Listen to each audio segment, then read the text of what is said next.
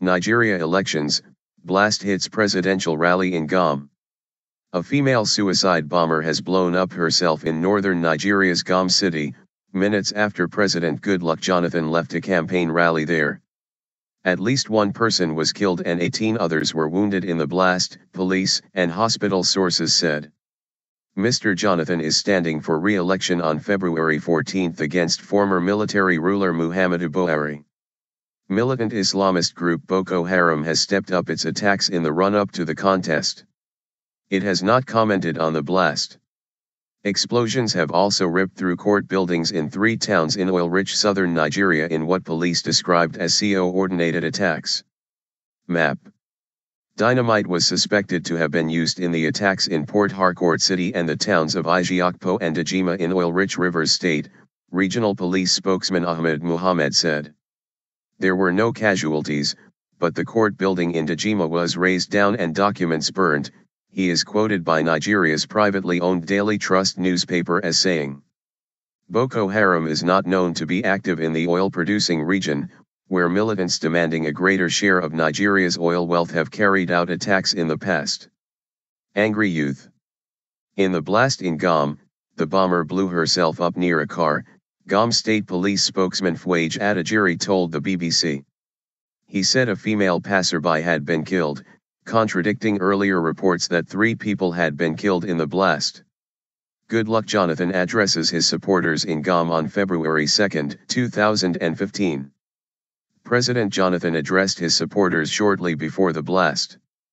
People protest against the increased violence ahead of a visit by Nigerian President Goodluck Jonathan to the state, after an suicide bomb explosion in Gombe, February 1, 2015.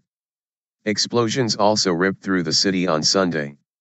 Gombe residents have set up checkpoints, January 30, 2015. Residents have set up checkpoints to defend Gombe.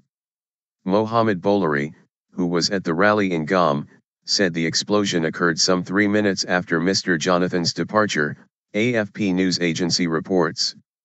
The president had just passed the parking lot and we were trailing behind his convoy when the explosion happened, he was quoted as saying.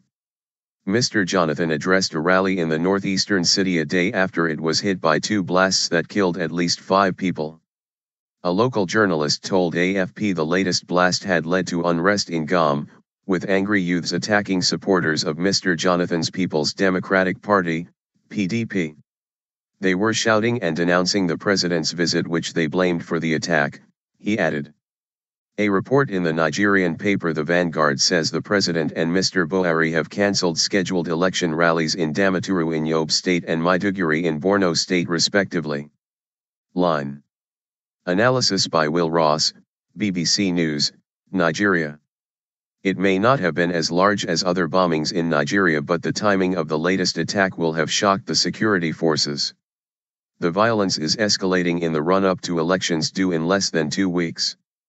The attacks are blamed on Boko Haram, which is against democracy and says it wants to set up a caliphate. As well as the bombings, the military is facing a huge challenge as the Boko Haram fighters try to capture more territory in the northeast. On Sunday, the military and local vigilantes prevented the jihadists from penetrating Maiduguri city in Borno State for the 2nd time in a week. Line.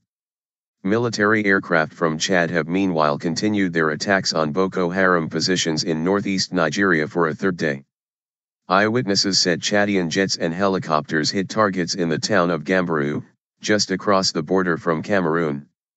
Chad sent forces into northern Cameroon in January, driving Boko Haram out of the area but stopping short of advancing on the militants' strongholds deeper inside Nigeria. Chadian forces are reported to have been massing in the Cameroonian border town of Fotokol since Sunday. The election is expected to be the most tightly contested since military rule ended in 1999, but there are growing fears that voters in areas controlled by Boko Haram will not be able to vote. Last week, the African Union, backed plans for the deployment of a 7,500-strong regional force to fight Boko Haram. Mr. Jonathan declared a state of emergency in Nigeria's northeastern states of Borno, Yobe, and Adamawa in May 2013, but it has not stopped the Boko Haram offensive.